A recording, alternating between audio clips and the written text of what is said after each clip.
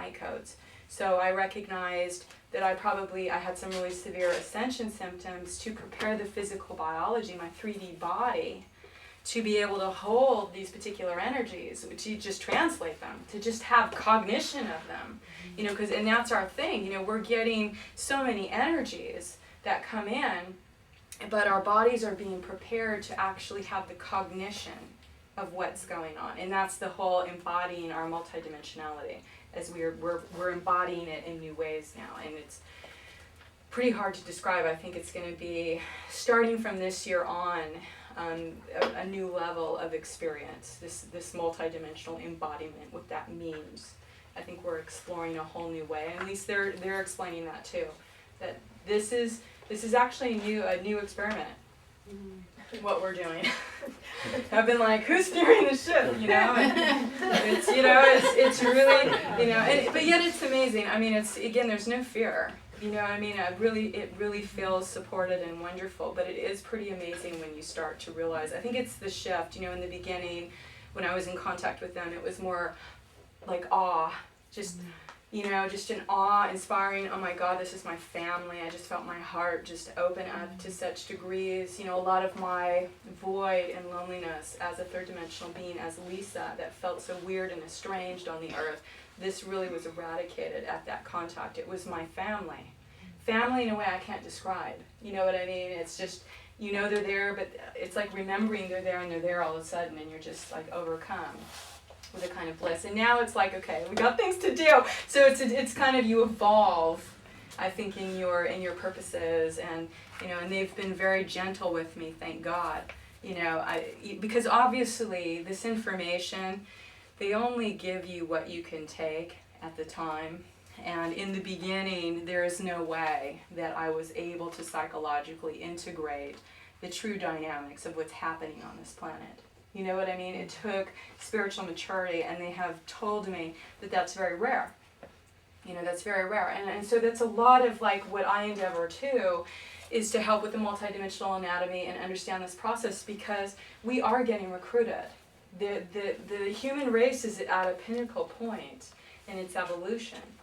And the things that are happening to the human race are, you know, again, we can take the position where it's all perfect, and at some point things will be, you know, integrated. And this is the very hard thing to describe, because on one level that's correct, you know, in terms of this is a hologram, it's an illusion, and yet at this point of the game in our consciousness, it is relative. You know what I'm saying? Like if we said the fear, the demonics, the dark presence, all of this stuff at some level is illusion in the hologram, and yet it affects this level of consciousness that has been fragmented off from its God source for a very long time, like something like estimated like 550 million years, and however that time is being accounted for is very hard. But the fact is what's been described to me is that the density, the pain, and the separation that has happened in this planet was not originally intended to be this separated. That the human race was actually catapulted into a very deep level of, let's say, pain, suffering, and separation from genetic tampering, from things that just happen through the course of human evolution, the fighting, the warring over humans' right to evolve here on this planet. And so it's interesting that once you get past a certain level of this, dealing with the Ascended Masters and the Love and Light Syndrome, you know, because it's very much in this Christ consciousness and just wanting to use my heart energy, and that was it. And then I went through this spiritual maturity phase where I got attacked by aliens. I've seen every dark force known, you know, I mean, some really crazily painful things.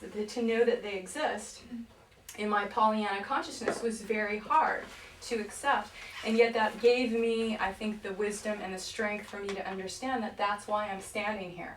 I will take it, because if this is what it takes to be in a leadership position that will bring information that has a light code to it that will help transform humanity, I'm in.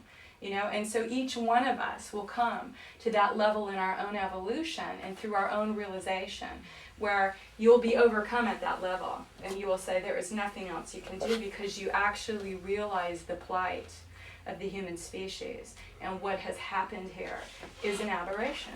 It was not something that was meant to happen in the way that it happened. And the fact that we have been separated from our higher self and source was never meant to occur. But because of the damage incurred through several, again, this is a whole nother class we could talk about, the human species has been cut off from its original blueprint and its splendor. Consciousness has been trapped in a certain dimension without any way to return to its source. That's why we're here. We are here to collect the fragments. We are here to heal the pieces of ourselves that have been really blown to bits and stuck into lower dimensional realms without any way out. And that's why they chose, it was the choice. Do we rehabilitate this planet? Do we come here and make it inhabitable and make it an ascension planet again? Because at one point, this planet was a dark rock that was going to descend into space dust. At least this is what they've described to me. And again, if they would have never, ever described this to me 5 years ago, because let me tell you, there's no way I could have taken that in, you know? So this came through again, and I only share this from my own experience, you know, from years of development of trust between my higher self and these beings, you know, that took me through an evolution, that took me as gently as possible so I could maintain some psychological and emotional integration and being able to hold, you know, this level of information. And it's really only been in the last 2 years that they've given me the bottom line, and they said, look, there's some serious stuff going on here, literally serious, from serious, but you know, there's some stuff, you know, and you're either in, you know, we either need you in or out. I mean, they gave me 2 weeks. They said, you either commit to this or we have to go. We cannot waste our energy on you, because there are certain things in the time-space continuum that have to be completed. And I'm thinking to myself, what happened to divine timing? You know what I mean? I thought everything was perfect. What do you mean? You know, it was such a weird concept for me, because I was so much in that divine perfection, just take a breath, blow your heart out, it will eradicate darkness. You know, so it's in a lot of ways that is true, but we're reaching the critical mass. We're still a minority on the planet, and there's a lot going on and at stake in human evolution right now.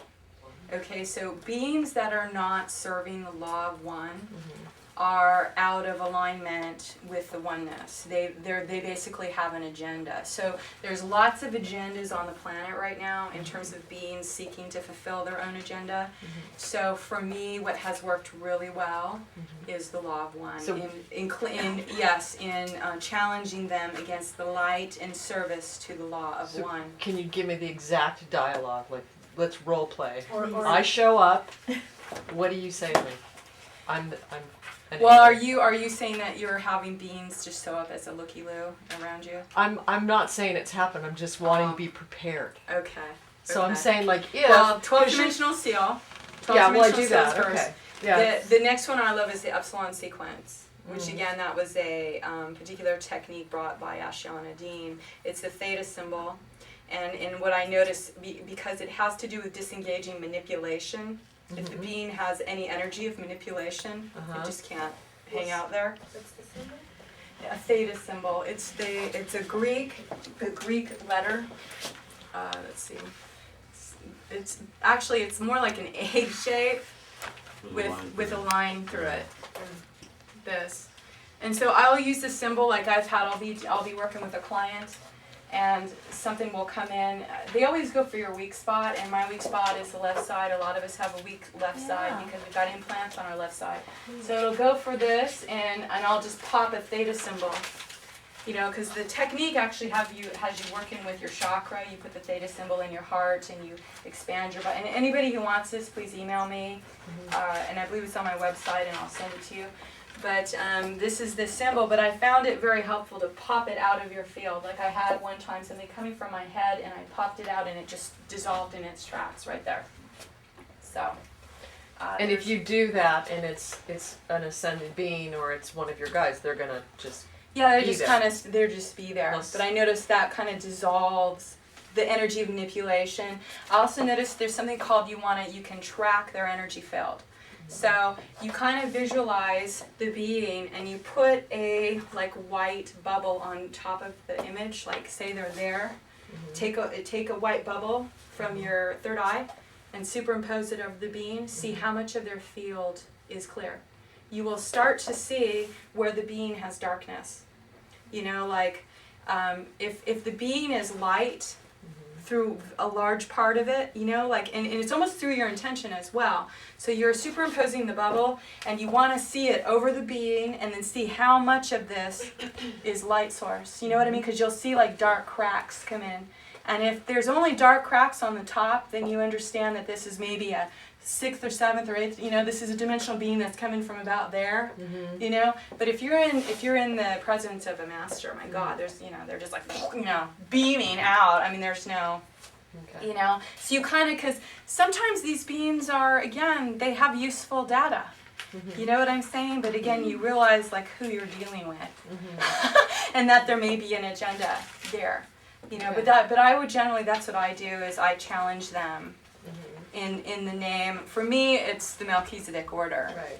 But see, that's my lineage. So, you know, for you, it would be, you know, I don't know, it could be in the name of the Christ, in the name of the light, in the name of the law of one, but it's a challenge of what they're serving. So do you say to them, are you in service? Are you in alignment with the Syrian Council and the Christ definition? Yes, exactly. And if you are... For me, it's always the law of one. The law of one. Say law of one. You just say law of one. I just say law of one. Okay. It's not about how they respond. It's about, you're asking the question, but if they're of darkness, they're not going to be telling you the truth, right? So it's really about being able to see the color of that energy. Right. Well, like this is a great example. Like this was, I had a client, and it was unusual because the client had a partner, and that doesn't normally happen where we work on the partner, but for whatever reason there was something intertwined there. We were working on the partner, and the partner's guru showed up, and it was Sai Baba. And I went, oh my God, that's Sai Baba. And then I got a weird feeling. And then all of a sudden I said, are you of the light? And the thing showed its face and left. And I went, oh my God, that was like something masking as Sai Baba. Wow. You know what I'm saying? So you can feel it. If you can feel it, you just can't be blinded by what you see. Like in that, depends on your level. You're saying even just posing the challenge. Yes. They cannot. That's the law. That's one of the universal laws. Actually, you know, I have because to your say... attention is on the law of one. In that moment, your energy and your attention is there. Exactly. And I have no conflict about whom I serve. You know what I'm saying? Yeah. And that's very important to understand that too. And that's a part of the exercise that I have given as a home technique. And this is something we might want to look at. And this is a 3-part clearing, but this is more than a clearing. This is the first part of this home exercise. And again, you know, just play with it, see if it resonates with you, but I want to explain a little bit more about this. Is that the first part is called the vow break. Now, the thing that's interesting about us as a human species is that we have a lot of soul agreements that we're not even consciously aware we have. It's really amazing how the law of energy works, that we can bring in and also have multidimensional identities that have certain agreements in consciousness that affect us in this realm. It's an odd thing, but it's what I have found how the energy and law works.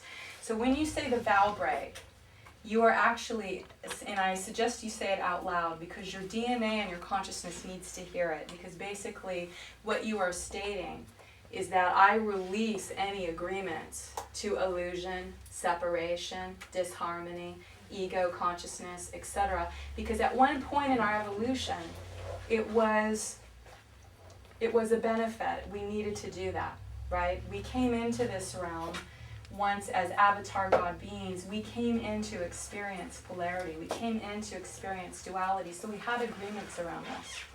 Now that we are moving outside of this experiment in through the ascension, and we have an opportunity to have a quantum leap in our own soul evolution, the vow break is very powerful because we are releasing old agreements that no longer serve us in this realm, where you're basically stating, I choose my soul, I choose my purpose as a divine being to be fully manifest in this body, and I bring it here now. You know, because back 25,000 years ago, the planet wasn't supporting ascension. So ascension is something that happens in cycles. It happens every 556 years. Yeah. So what happens in the cycles of time, because this is one revolution around the galactic center.